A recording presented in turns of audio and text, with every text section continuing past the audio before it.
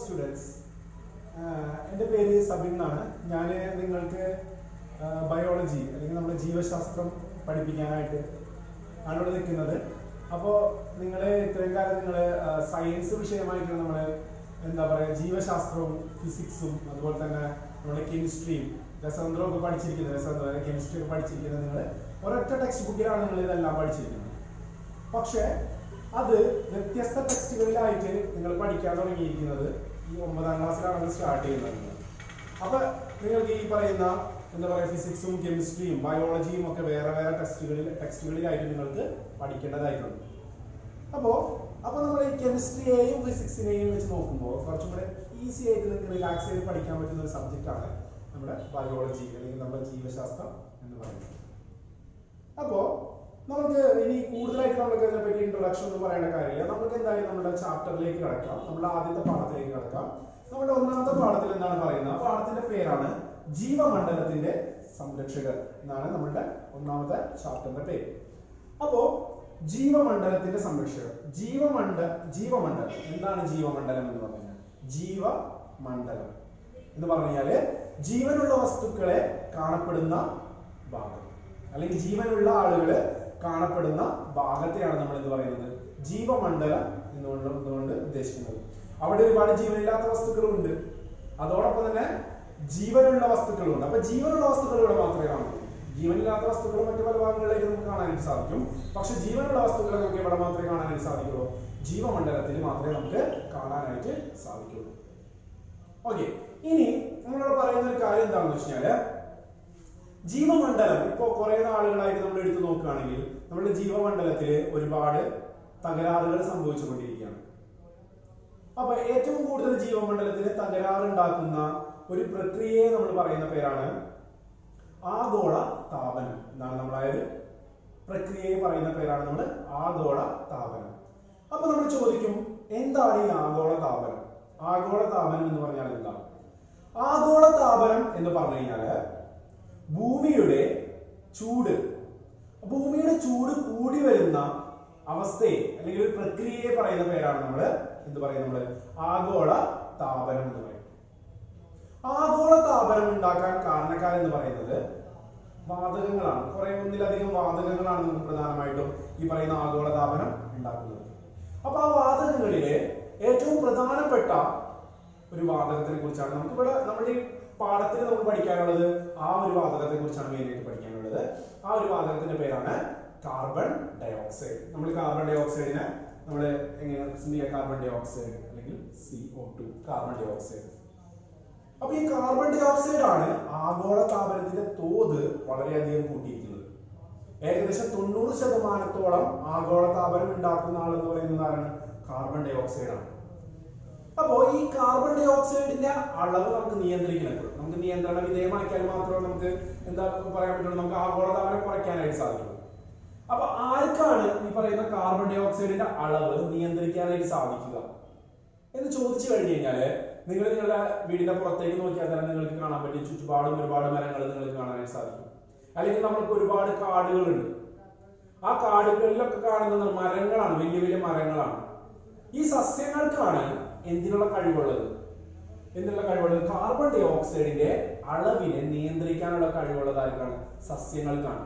അപ്പൊ നമ്മൾ ഈ കാർബൺ ഡൈ ഓക്സൈഡിന്റെ അളവ് നിയന്ത്രിക്കണമെങ്കിൽ ആരുടെ സഹായം വേണം നമുക്ക്?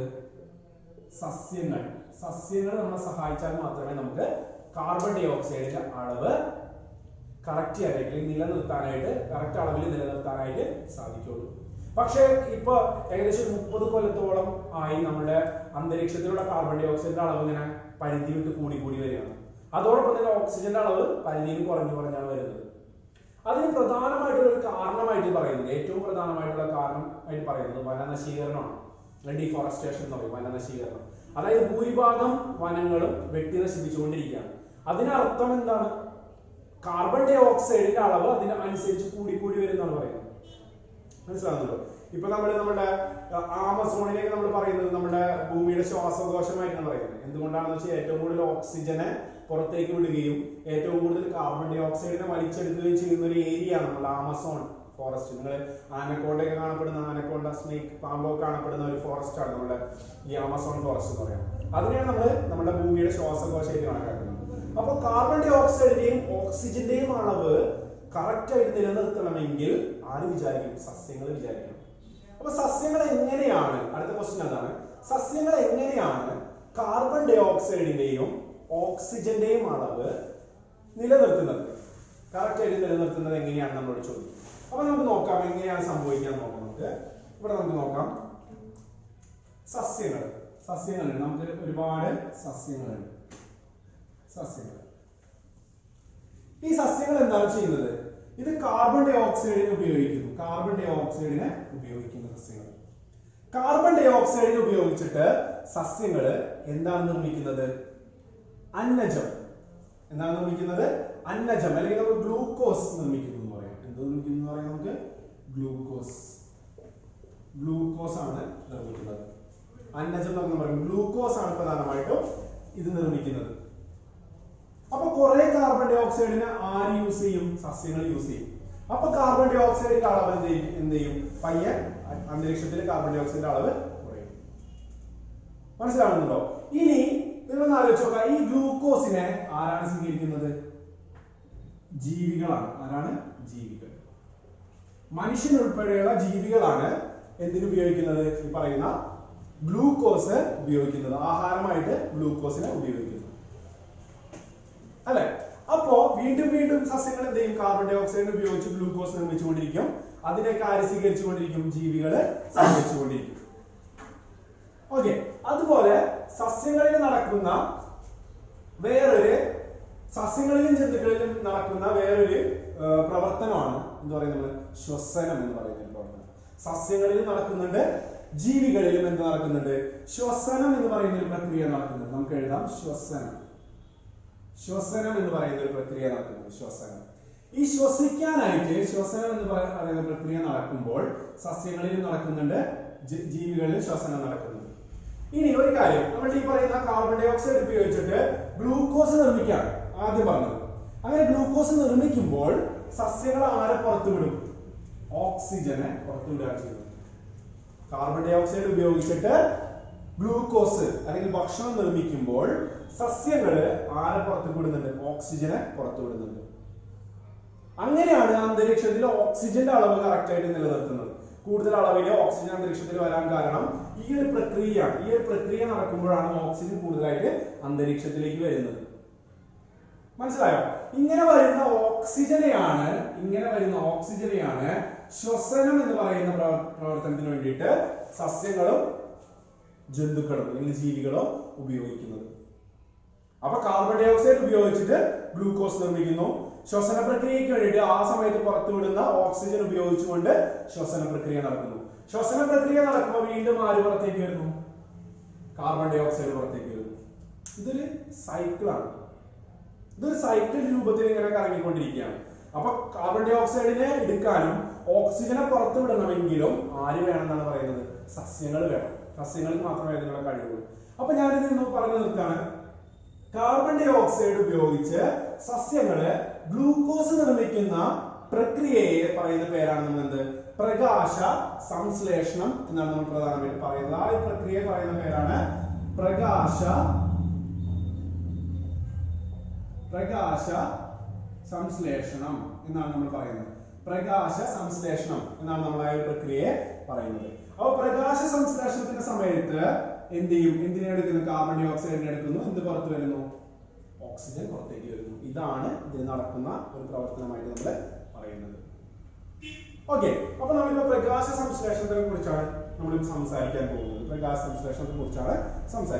അപ്പൊ നമുക്ക് നോക്കാം, ഒരു കാര്യം നമുക്ക് നോക്കാം. ഞാൻ ഈ കാര്യങ്ങളൊക്കെ ഒന്ന് വായിച്ചറിയാതെ ഈ കാര്യങ്ങൾ നമുക്ക് മനസ്സിലായി എന്ന് വിചാരിക്കുന്നു. ഇത് നമുക്ക് നോക്കാം.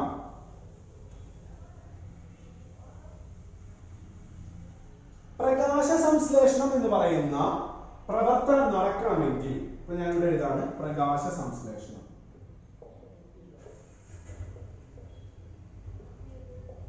പ്രകാശ സംശ്ലേഷണം നടക്കണമെങ്കിൽ നമ്മൾ ഓൾറെഡി പറഞ്ഞു നമുക്ക് എന്ത് വേണം, എന്താവശ്യമാണ് പ്രകാശ സംശ്ലേഷണം നടക്കാൻ? കാർബൺ ഡൈ ഓക്സൈഡ് വേണമെന്ന് നമ്മൾ ഓൾറെഡി പറഞ്ഞു. കാർബൺ ഡൈ ഓക്സൈഡ് നമുക്ക് വേണം. കാർബൺ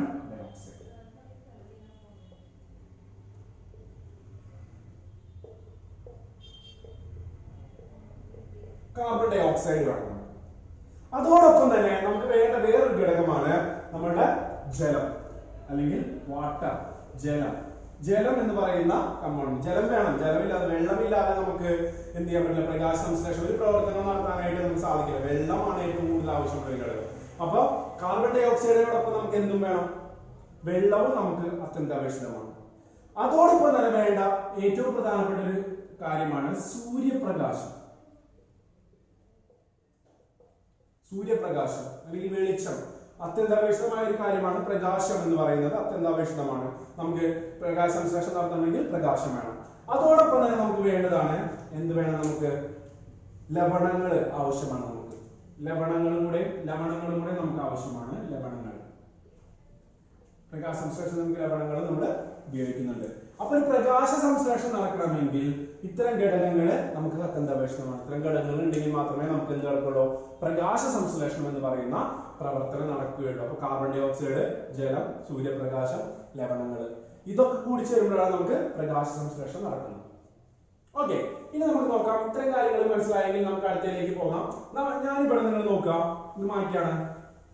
ഞാനിവിടെ ഒരു സസ്യ കോശത്തിന്റെ ചിത്രം ഞാൻ വരച്ചിട്ടുണ്ട്. നോക്കാം, സസ്യകോശമാണ്. ഇവിടെ നമുക്ക് ഫാനോ കൂടി ഉണ്ട്. ഫാനാണ്. അപ്പൊ ഞാനിവിടെ വരച്ചിരിക്കുന്നത് ഒരു സസ്യകോശമാണ്. ഈ സസ്യകോശം നമുക്ക് എങ്ങനെ കാണാൻ പറ്റും? നമുക്ക് ഈ ഒരു ഇല എടുത്തിട്ട്, ഈ ഇലയിൽ നിന്ന് ചെറിയൊരു കഷ്ണം എടുത്തിട്ട് നമ്മൾ ഒന്ന് സെക്ഷൻ എടുത്തിട്ട് നമ്മൾ വെച്ച് നോക്കിക്കഴിഞ്ഞാൽ നമുക്ക് ഇതുപോലുള്ള ഒത്തിരി കോശങ്ങൾ നമുക്ക് കാണാനായിട്ട് സാധിക്കും. അതിലൊരു കോശമാണ് ഞാനിവിടെ വരച്ചിരിക്കുന്നത്, സസ്യകോശം. ഒരു സസ്യകോശത്തില് ഏതൊക്കെ ഭാഗങ്ങളുണ്ട്? അല്ലെങ്കിൽ നമുക്ക് ഇങ്ങനെ നോക്കാം, സസ്യകോശവും ജന്തുകോശവും തമ്മിലുള്ള വ്യത്യാസം എന്ത് എന്നൊരു ക്വസ്റ്റ്യൻ കൂടെ നമുക്ക് ഇവിടെ ചോദിക്കാം. നിങ്ങൾ പഠിച്ചിട്ടുള്ളതാണ്. എന്താണ് സസ്യകോശത്തിൽ കാണാൻ പറ്റുന്ന കാര്യം? ഏറ്റവും പ്രധാനമായിട്ടും സസ്യകോശത്തിന്റെ പുറത്ത് കൂടി നമുക്കൊരു കോശഭിത്തി കാണാനായിട്ട് സാധിക്കും. കോശഭിത്തി. പക്ഷേ ജന്തുകോശത്തിന് നമുക്ക് എന്ത് കാണാനായിട്ട് സാധിക്കില്ല? ഈ കോശഭിത്തി കാണാനായിട്ട് നമുക്ക് സാധിക്കില്ല. കാരണം ജന്തുകോശത്തിൽ എന്തില്ല? കോശഭിത്തി ഇല്ല. അതുപോലെ നമ്മുടെ സസ്യകോശത്തിൽ കാണുന്ന ഒരു ഓർഗനൽ അല്ലെങ്കിൽ ഒരു കോശാംഗമാണ് ഹരിതകണം. കോശാംഗങ്ങൾ, ഒത്തിരി കോശാംഗങ്ങൾ കാണാൻ പറ്റും. ഒരു ജന്തുകോശത്തിൽ നിങ്ങൾക്ക് എന്തോ കാണാൻ പറ്റും? Mitochondria, ribosomes, endoplasmic reticulum, Golgi bodies, അല്ലെ? പിന്നെ അതുപോലെ തന്നെ ലൈസോസോം, ഇങ്ങനെയുള്ള ഒത്തിരി സെൽ ഓർഗനലുകൾ അല്ലെങ്കിൽ കോശാംഗങ്ങൾ നമുക്ക് കാണാനായിട്ട് സാധിക്കുന്നുണ്ട്. പക്ഷേ ജന്തുകോശത്തിൽ നിങ്ങൾക്ക് എവിടെയെങ്കിലും ഹരിതഗണം കാണാനായിട്ട് സാധിക്കുമോ? എവിടെയെങ്കിലും നിങ്ങൾ ഹരിതഗണം കണ്ടിട്ടുണ്ടോ? ഇല്ല. ഹരിതഗണം എന്ന് പറയുന്ന ഒരു സെൽ ഓർഗനൽ അല്ലെങ്കിൽ കോശാംഗം നമുക്ക് എവിടെ മാത്രമേ കാണാൻ പറ്റുള്ളൂ? ഹരിത സസ്യങ്ങളുടെ കോശത്തിൽ മാത്രമേ നമുക്ക് കാണാനായിട്ട് സാധിക്കുള്ളൂ. ഓക്കെ. അപ്പോ സസ്യങ്ങളിൽ കാണുന്ന മറ്റൊരു കോശാംഗമാണ് ഫേനം എന്നാണ് നമ്മൾ പറയുക. ഫേനം. ഇത് നമ്മുടെ സസ്യകോശങ്ങളിലാണ് കൂടുതൽ നമുക്ക് ഫാനം കാണാൻ പറ്റുക. ജന്തുകോശങ്ങളിൽ നമുക്ക് വേറൊരു രൂപത്തിലാണ് നമുക്ക് ഈ ഫാനം കാണാൻ സാധിക്കുക. നമ്മൾ അതിൽ കൂടുതൽ നമ്മൾ പറയാം സസ്യകോശത്തിലാണ് ഫാനം കാണപ്പെടുന്നത് നമ്മൾ പറയും. ഓക്കെ. അപ്പൊ ഇവിടെ ഏറ്റവും പ്രധാനമായിട്ട് ഈ ഫാനത്തിന്റെ ധർമ്മം എന്ന് പറയുമ്പോൾ എന്തായിരിക്കും? സംഭരിച്ചു വെക്കുക. പല നമ്മുടെ ഫുഡും അങ്ങനത്തെ കാര്യങ്ങളൊക്കെ സംഭരിച്ചു വെക്കുക എന്നുള്ളതാണ് ഫാനത്തിന്റെ പ്രധാനമായിട്ടുള്ള ധർമ്മം. അപ്പൊ ഇവിടെ ഏറ്റവും കൂടുതൽ നമുക്ക് പഠിക്കാനുള്ളത് ഈ ഹരിതഗണമാണ്. ഹരിതഗണത്തെ കുറിച്ചാണ് നമുക്ക് പ്രധാനമായിട്ട് പഠിക്കാനുള്ളത്. ഓക്കെ. അപ്പൊ ഇവിടെ നോക്കാം. ഇവിടെ നമ്മൾ ഒരു ഇല കാണിച്ചിട്ടുണ്ട്. ആ ഇലയുടെ എന്താ പറയാ ഒരു ഭാഗം നമ്മൾ എടുത്ത് മൈക്രോസ്കോപ്പിലൂടെ നോക്കുമ്പോൾ നമുക്ക് ഇങ്ങനെ കാണാനായിട്ട് സാധിക്കും. അപ്പൊ ഇതിൽ എന്തൊക്കെ ഭാഗങ്ങൾ നമുക്ക് കാണാൻ സാധിക്കും? ഉപരിവൃതി, അതായത് മുകളിൽ നമുക്ക് എപ്പിഡെർമിസ് എന്ന് പറയുന്ന ഭാഗം, ഉപരിവൃതി എന്ന് പറയുന്ന ഭാഗം കാണാൻ സാധിക്കും. അടിയിൽ നമുക്ക് കാണാൻ പറ്റും. താഴെയുള്ളത് താഴെ നമുക്ക് ഇത് കാണാനായിട്ട് സാധിക്കും. ഈ താഴെയുള്ള ഭാഗത്ത് നമുക്ക് ആസ്യാരന്ധ്രങ്ങൾ കാണാനായിട്ട് സാധിക്കും. സ്റ്റൊമാറ്റ എന്ന് പറയാം, ആസ്യാരന്ധ്രങ്ങൾ. ഈ ആസ്യാരന്ധ്രങ്ങൾ എന്തിനാണ് പ്രധാനമായിട്ട് സഹായിക്കുക? അതായത് നമുക്ക് നോക്കാം, കാർബൺ ഡൈ ഓക്സൈഡ്, CO2, അതുപോലെ തന്നെ ഓക്സിജൻ, ഇതിനൊക്കെ ഉള്ളിലേക്ക് കൊണ്ടുപോകാനായിട്ടാണ് ആര് സഹായിക്കുന്നത്? ആസ്യാരന്ധ്രങ്ങൾ നമ്മുടെ പ്രധാനമായിട്ട് ശരീരം സഹായിക്കുന്നത്. അതുപോലെ ഇവിടെ സംവഹന കലകളാണ്. സംവഹന കലകൾ എന്ന് പറയുമ്പോൾ സൈലവും ഫ്ലോയും ഒക്കെയാണ് നമ്മൾ സംവഹന കലകൾ എന്ന് പറയുന്നത്. അതായത് എന്തിനെങ്കിലും സംഭവിച്ചു കൊണ്ടുപോവാ, വെള്ളത്തിനെയും ലവണത്തിനെയൊക്കെ ഇലകളിലേക്ക് സംഭവിച്ചു കൊണ്ടുപോവാ. ഇലകളിൽ പാകം ചെയ്ത ഭക്ഷണ സാധനങ്ങളെ എവിടേക്കൊക്കെ എത്തിക്കുക? ചെടികളിൽ പല ഭാഗങ്ങളിലേക്ക് എത്തിക്കുന്നതാണ് ഫ്ലോയമാണ്. അപ്പൊ അങ്ങനെയുള്ള സംവഹന കലകൾ നമുക്ക് കാണാനായിട്ട് സാധിക്കും. അപ്പോ ഇവിടെ നമുക്ക് ഏറ്റവും പ്രധാനമായിട്ട് വരുന്നതാണ് ഹരിതഗണമാണ്. അപ്പൊ ഹരിതഗണത്തിന്റെ ഘടനയാണ് ഞാൻ ഇവിടെ വരച്ച് കാണിച്ചിരിക്കുന്നത്. അപ്പൊ ഹരിതഗണം നമുക്ക് നോക്കാം. ഹരിതഗണത്തിലെ എന്തൊക്കെ ഭാഗങ്ങളാണ് പ്രധാനമായിട്ട് കാണാൻ പറ്റുന്നത്? മൈറ്റോകോൺട്രിയ പഠിച്ചപ്പോൾ നിങ്ങൾ പറഞ്ഞു മൈറ്റോകോൺട്രിയക്ക് 2 ആവരണങ്ങളുണ്ട്. അതുപോലെ തന്നെയാണ് നമ്മുടെ ഹരിതകണത്തിനും. ഈ ഹരിതകണത്തിന് നമുക്ക് എത്ര പാളികൾ കാണാൻ പറ്റും, അല്ലെങ്കിൽ എത്ര ആവരണങ്ങൾ കാണാൻ പറ്റും? 2 ആവരണങ്ങൾ കാണാൻ പറ്റും. ബാഹ്യ ആവരണവും ആവരണവും, അല്ലെങ്കിൽ നമുക്ക് എന്ത് പറയാം, ബാഹ്യപാളിയും ആന്തരപാളിയും. അങ്ങനെ 2 പാളികളായിട്ടാണ്, അല്ലെങ്കിൽ 2 ആവരണങ്ങളായിട്ടാണ് നമുക്ക് എന്ത് കാണാൻ പറ്റുക? നമ്മൾ ഈ പറയുന്ന ഹരിതകണം നമുക്ക് കാണാനായിട്ട് സാധിക്കാം. ഓക്കെ, ഈ ഹരിതകണത്തിന് പ്രധാനമായിട്ട് നമുക്ക് പഠിക്കാനുള്ളത് 2 ഭാഗങ്ങളാണ്. ഈ കോയിൻ അടക്കി വെച്ചേക്കുന്ന പോലെ, അതായത് ചില്ലറ പൈസ ഇങ്ങനെ അടക്കി വെച്ചിരിക്കുന്ന പോലെ ഒരു ഭാഗം നമുക്ക് കാണാനായിട്ട് സാധിക്കും. ആ ഭാഗത്തെ നമ്മൾ പറയുന്ന പേരാണ് ഗ്രാന എന്നാണ് പറയുന്നത്, ഗ്രാന.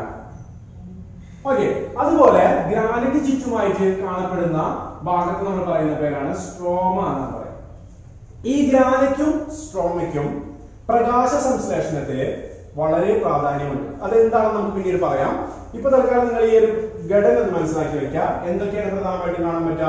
2 പാളികൾ കാണാനായിട്ട് സാധിക്കും, ഗ്രാന കാണാനായിട്ട് സാധിക്കും, അതുപോലെ നമുക്ക് എന്ത് കാണാൻ സാധിക്കും? സ്ട്രോമ കാണാനായിട്ട് നമുക്ക് സാധിക്കും. ഇനി നമുക്ക് അടുത്തായി പഠിക്കാനുള്ളത് നമുക്ക് വർണ്ണകങ്ങളെ കുറിച്ചാണ്. വർണ്ണകങ്ങൾ എന്താണ്? വർണ്ണകങ്ങൾ എന്ന് പറഞ്ഞു കഴിഞ്ഞാൽ, വർണ്ണകങ്ങൾ ആ പേരിൽ തന്നെ നമുക്ക് മനസ്സിലാകും. വർണ്ണകങ്ങൾ എന്ന് പറഞ്ഞു കഴിഞ്ഞാല് നിറമുള്ള വസ്തുക്കളെയാണ് നമ്മൾ വർണ്ണകങ്ങൾ എന്ന് പറയുന്നത്. അപ്പോ നമ്മൾ ഓൾറെഡി പറഞ്ഞു പ്രകാശ സംശ്ലേഷണം നടക്കുന്നത് എവിടെ വെച്ചാണ്? ഹരിതകണത്തിൽ വെച്ചിട്ടാണ് പ്രധാനമായിട്ടും പ്രകാശ സംശ്ലേഷണം നടക്കുന്നത്. ഇനി ഈ പ്രകാശ സംശ്ലേഷണത്തില് നമുക്ക് എന്താവശ്യമാണ്? പ്രകാശം എന്ന് പറയുന്നത് അത്യന്താപേക്ഷിതമാണ്. നമുക്ക് സൂര്യപ്രകാശം എന്ന് പറയും. സൂര്യപ്രകാശം ആവശ്യമുള്ളതാണ്. അപ്പൊ ഈ സൂര്യപ്രകാശത്തെ ആഗിരണം ചെയ്യണം. സൂര്യപ്രകാശത്തെ ആഗിരണം ചെയ്യാൻ സഹായിക്കുന്ന ആളുകളെ പറയുന്ന പേരാണ് നമ്മൾ വർണ്ണകങ്ങൾ എന്ന് പറയുന്നത്. സൂര്യപ്രകാശത്തെ ആഗിരണം ചെയ്യാൻ സഹായിക്കുന്ന വർണ്ണകങ്ങൾ, അങ്ങനെയുള്ള നമ്മൾ എന്ത് പറയുന്നത്? വർണ്ണകങ്ങൾ എന്ന് പറയുന്നത്. ഈ വർണ്ണകങ്ങൾ കാണപ്പെടുന്നത് നമ്മളിപ്പോ പറഞ്ഞ ഭാഗം ഗ്രാന എന്ന് പറയുന്ന ഭാഗത്താണ് കാണപ്പെടുന്നത്. എവിടെയാണ് കാണപ്പെടുന്നത്? ഗ്രാന എന്ന് പറയുന്ന ഭാഗത്താണ് നമുക്ക് എന്ത് കാണാൻ പറ്റുക? വർണ്ണകങ്ങളെ നമുക്ക് കാണാനായിട്ട് സാധിക്കാം. വർണ്ണകങ്ങൾ പ്രധാനമായിട്ടും നിങ്ങൾക്ക് പഠിക്കാനുള്ളത് 3 തരം വർണ്ണകങ്ങൾ നിങ്ങൾക്ക് പഠിക്കാനുണ്ട്. അതിൽ ഒരെണ്ണത്തിന്റെ പേരാണ് ഹരിതകം. ഹരിതകം എന്നാണ് ഒന്നാമത്തെ പറയുന്നത്. ഒരു വർണ്ണകത്തെ പറയുന്ന പേരാണ് ഹരിതകം. ഈ ഹരിതകം പലതരത്തിലുണ്ട്. ഹരിതകം എ, അതുപോലെ തന്നെ ഹരിതകം ബി. ഈ 2 നിങ്ങൾക്ക് പഠിക്കാനുള്ളത്. അതുപോലെ ഹരിതകം സി, ഹരിതകം ഡി, അതുപോലെ തന്നെ ഹരിതകം ഇ. ഇതൊക്കെയുണ്ട്. ഇങ്ങനെ പലതുകൊണ്ട് നമുക്ക് ഇതിൽ പ്രധാനമായിട്ട് 2 പഠിക്കാനുള്ളത് ഹരിതകം എയും ഹരിതകം ബി. ഓക്കെ, ഇനി അതുപോലെ നമുക്ക് വേറെ 2 വർണ്ണങ്ങളും കൂടി ഉണ്ട്. അതിലൊന്നിന്റെ പേരാണ് കരോട്ടിൻ. കരോട്ടിൻ എന്ന് പറയുന്ന ഒരു വർണ്ണകമുണ്ട്. അതുപോലെ സാന്തോഫിൽ എന്ന് പറയുന്ന ഒരു വർണ്ണമുണ്ട്. അപ്പൊ പ്രധാനമായിട്ടും ഗ്രാനയിൽ നമുക്ക് എത്ര തരത്തിലുള്ള വർണ്ണങ്ങളാണ് കാണാൻ പറ്റുക? 3 തരത്തിലുള്ള വർണ്ണങ്ങളാണ് നമുക്ക് കാണാൻ പറ്റുക. ഒരെണ്ണത്തിന് നമ്മൾ പറയുന്ന പേരാണ് ഹരിതകം. ആ ഹരിതകം തന്നെ പലതരത്തിലുണ്ട്. ഹരിതകം എ, ഹരിതകം ബി, അതുപോലെ ഹരിതകം സിയും ഡിയും ഇ ഒക്കെ ഉണ്ട്. 2 പഠിച്ചു നോക്കാം, ഹരിതകം എയും ഹരിതകം ബിയും. അതുപോലെ 2 തരത്തിലുള്ള വർണ്ണങ്ങളുണ്ട്, കെരോട്ടിനും സാന്തോഫിനും. ഇതില് ഹരിതകം എക്ക് ഒരു പ്രത്യേകതയുണ്ട്. എന്താണ് ഹരിതകം എയുടെ പ്രത്യേകത എന്ന് പറഞ്ഞു കഴിഞ്ഞാൽ, അതായത് ഹരിതകം എക്ക് ഒറ്റയ്ക്ക് പ്രകാശ സംശ്ലേഷണത്തിൽ പങ്കെടുക്കാനായിട്ട് സാധിക്കും. ഹരിതകം എക്ക് മാത്രമേ നേരിട്ട് പ്രകാശ സംശ്ലേഷണത്തിൽ പങ്കെടുക്കാനായിട്ട് സാധിക്കുള്ളൂ. നേരെ. ഓക്കെ, അപ്പൊ നേരിട്ട്, അതൊരു ക്വസ്റ്റ്യൻ ആണ്. നേരിട്ട് പ്രകാശ സംശ്ലേഷണത്തിൽ പങ്കെടുക്കാൻ സാധിക്കുന്ന വർണ്ണകം എന്ന് പറയുന്നത് ഹരിതകം എ ആണ്. അപ്പൊ ഞാനിവിടെ ഹരിതകം എനെ വരയ്ക്കാണ്. ഒറ്റയ്ക്ക് പങ്കെടുക്കാം. ഹരിതകം എക്ക് ഒറ്റയ്ക്ക് പ്രകാശ സംശ്ലേഷണത്തിൽ പങ്കെടുക്കാം. അപ്പൊ ബാക്കിയുള്ളതിനൊക്കെ നേരിട്ട് പങ്കെടുക്കാൻ സാധിക്കില്ല എന്നാണ് നിങ്ങളുടെ അഭിപ്രായം. നേരിട്ടവ പങ്കെടുക്കുന്നില്ല. പക്ഷെ പകരം അവരെന്താണ് ചെയ്യുന്നത്? ബാക്കിയുള്ള വർണ്ണങ്ങൾ എന്താണ് ചെയ്യുന്നത്? അതെന്താ ചെയ്യുന്നതെന്ന് വെച്ചാൽ, ഇപ്പൊ ബാക്കിയുള്ള വർണ്ണങ്ങൾ ഞാൻ ഇവിടെ കാണിക്കാം നിങ്ങൾക്ക്. ഇപ്പോ ബാക്കിയുള്ള വർണ്ണങ്ങൾ എഴുതാണ്. ഹരിതകം ബി, ഇവിടെ നമുക്ക് എന്തുണ്ട്? ഹരിതകം ബി ഉണ്ട്. ഇവിടെ നമുക്ക് എന്തുണ്ട്? കെരോട്ടിൻ ഉണ്ട്. ഇവിടെ നമുക്ക് എന്തുണ്ട്? സാന്തോഫിൻ ഉണ്ട്. അപ്പൊ ഇങ്ങനെയുള്ള വർണ്ണകങ്ങളുണ്ട്. ഇവ എന്താണ് ചെയ്യാന്ന് വെച്ചാല് സൂര്യപ്രകാശത്തെ സ്വീകരിക്കും. ഇവയ്ക്ക് എന്തിനുള്ള കഴിവുണ്ട്? സൂര്യപ്രകാശത്തെ സ്വീകരിച്ചിട്ട് ആ ഊർജം, സൂര്യപ്രകാശത്തിൽ നിന്ന് കിട്ടിയ ഊർജത്തെ എന്താണ് ചെയ്യുന്നത്? സൂര്യപ്രകാശത്തിൽ നിന്ന് കിട്ടിയ ഊർജത്തെ എങ്ങനെ കൊടുക്കും? ഹരിതകത്തിലേക്ക്, ഹരിതകമേഖലയിലേക്ക് കൊടുക്കാനുള്ള കഴിവുണ്ട്. ഓക്കെ, അപ്പോ നമ്മൾ ഇങ്ങനെ നേരിട്ട് എന്തിനുള്ള കഴിവ്? നേരിട്ട് പ്രകാശ സംശ്ലേഷണത്തിൽ പങ്കെടുക്കാനുള്ള കഴിവ് ഇതിനില്ല. അതുകൊണ്ട് ഇത്തരത്തിലുള്ള വർണ്ണകങ്ങളെ നമ്മൾ പറയുന്ന പേരാണ് സഹായക വർണ്ണകങ്ങൾ എന്ന് പറയും. ഇതുപോലെ നമ്മള് സഹായക വർണ്ണകങ്ങൾ, ആക്സസറി പിഗ്മെന്റ്സ് നമ്മൾ ഇംഗ്ലീഷിൽ പറയും. സഹായക വർണ്ണകങ്ങൾ, സഹായക വർണ്ണകങ്ങൾ എന്നാണ് നമ്മൾ ഇതിനെ പറയുന്നത്. അപ്പൊ എന്താണ് സഹായക വർണ്ണങ്ങളുടെ ധർമ്മം എന്ന് പറയുന്നത്? സൂര്യപ്രകാശത്തെ ആഗിരണം ചെയ്തിട്ട് അതിൽ നിന്നുള്ള ഊർജത്തെ എങ്ങനെ കൊടുക്കും? ക്ലോറോഫിൽ എയിലേക്ക് കൊടുക്കും. ഇതാണ് എന്തിന്റെ ധർമ്മം? ഈ പറയുന്ന സഹായക വർണ്ണകങ്ങളുടെ ധർമ്മമായിട്ട് നമ്മൾ പറയുന്നത്. ഓക്കെ ഓക്കെ, അപ്പൊ ഇത്രയും കാര്യങ്ങളാണ് നമ്മൾ വർണ്ണകങ്ങളുടെ കേസിൽ പറയുന്നത്. അപ്പൊ ഒരു പ്രാവശ്യം ഒന്ന് റിപ്പീറ്റ് ചെയ്തിട്ട് പോകാം. പ്രകാശ സംശ്ലേഷണത്തിലെ വർണ്ണകങ്ങൾ കാണപ്പെടുന്ന എവിടെയാണ്? നമ്മുടെ ഹരിതകണത്തിലെ ഗ്രാനയിലാണ്. എത്ര തരത്തിലുള്ള വർണ്ണകങ്ങൾ കാണപ്പെടുന്നുണ്ട്? 4 തരത്തിലുള്ള വർണ്ണകങ്ങൾ, 3 തരത്തിലുള്ള വർണ്ണകങ്ങൾ പ്രധാനമായിട്ട് കാണുന്നുണ്ട്. ഹരിതകം, കെരോട്ടിൻ, സാന്തോഫിൻ. അതില് ഹരിതകം എയും ബിയും ആണ് നിങ്ങൾക്ക് പഠിക്കാനുള്ളത്. കെരോട്ടിൻ ഉണ്ട്, സാന്തോഫിൻ ഉണ്ട്. ഇതിൽ ആർക്കാണ് നേരിട്ട് പ്രകാശ സംശ്ലേഷണത്തിൽ പങ്കെടുക്കാനുള്ള കഴിവുള്ളത്? ഹരിതകം എക്കാണ്. ബാക്കി ഉള്ള മൂന്നാമത്തിനുള്ള കഴിവ് മാത്രമേ ഉള്ളൂ. സൂര്യപ്രകാശത്തിൽ നിന്ന് സൂര്യപ്രകാശത്തെ ആഗിരണം ചെയ്തിട്ട് അതിൽ നിന്നുള്ള ഊർജത്തെ ക്ലോറോഫിൽ എയിലേക്ക് കൊടുക്കാനാണ് ബാക്കിയുള്ള കഴിവ്. അതുകൊണ്ട് അതിന് എന്ത് പറയുന്നത്? സഹായക വർണ്ണകങ്ങൾ എന്നാണ് അതിന് നമ്മൾ പറയുന്നത്. ഓക്കെ, നിങ്ങൾക്ക് മനസ്സിലായി എന്ന് വിചാരിക്കുന്നു. ഇനി നമുക്കൊരു കാര്യം പറയാനുണ്ട്. ഇത്രയും കാര്യങ്ങൾ മനസ്സിലായി എന്ന് വിചാരിക്കുന്നു. ഇനി ഒരു കാര്യം പറയാനുള്ളത്, നമ്മുടെ കാർബൺ ഡൈ ഓക്സൈഡ്, ഈ കാർബൺ ഡൈ ഓക്സൈഡ് ഇലകളിലേക്ക് എത്തുന്നത് എങ്ങനെയാണ്? ഈ കാർബൺ ഡൈ ഓക്സൈഡ് എവിടേക്കാണ് എത്തുന്നത്? ഇലകളിലേക്കാണ് എത്തുന്നത്. എങ്ങനെയാണ് ഈ കാർബൺ ഡൈ ഓക്സൈഡ് ഇലകളിലേക്ക് എത്തുന്നത്? എന്തിലൂടെയാണ് കാർബൺ ഡൈ ഓക്സൈഡ് ഇലകളിലേക്ക് എത്തുന്നത്? അതിനുള്ള ഉത്തരം നമുക്ക് ഇവിടെയുണ്ട്. എന്തിലൂടെയാണ്? ആസ്യാരന്ധ്രത്തിലൂടെയാണ്. എന്തിലൂടെയാണ് കാർബൺ ഡൈ ഓക്സൈഡും ഓക്സിജനും ഒക്കെ ഇലകളിലേക്ക് എത്തുന്നത്? എന്തിലൂടെയാണ്? ആസ്യാരന്ധ്രത്തിലൂടെയാണ്.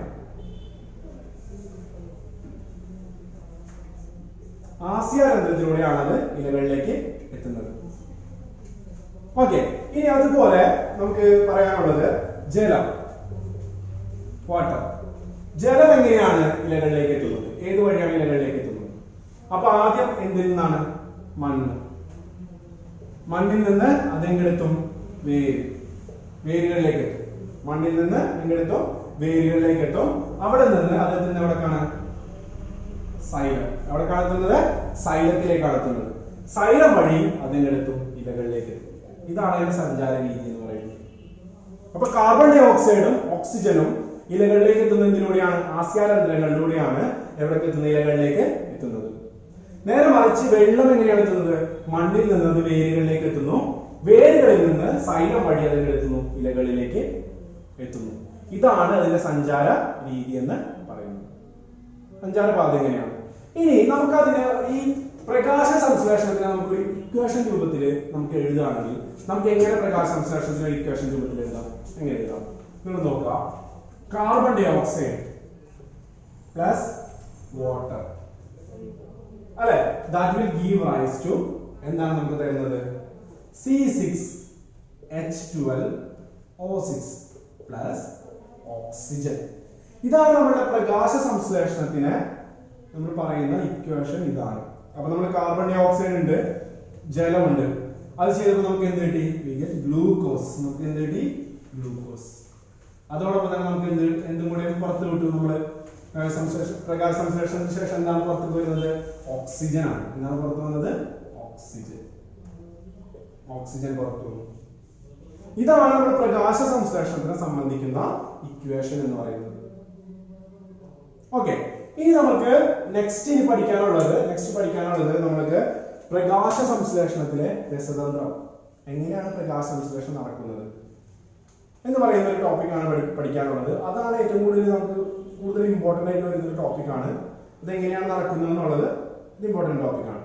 അപ്പൊ നമുക്ക് ഇപ്പോ ഈ പറഞ്ഞ കാര്യങ്ങളൊക്കെ ക്ലിയർ ആയി എന്ന് വിചാരിക്കുന്നു, നിങ്ങൾക്ക് കറക്റ്റ് ആയി എന്ന് വിചാരിക്കുന്നു, ഞാൻ പറഞ്ഞ കാര്യങ്ങളൊക്കെ ക്ലിയർ ആയി എന്ന് വിചാരിക്കുന്നു.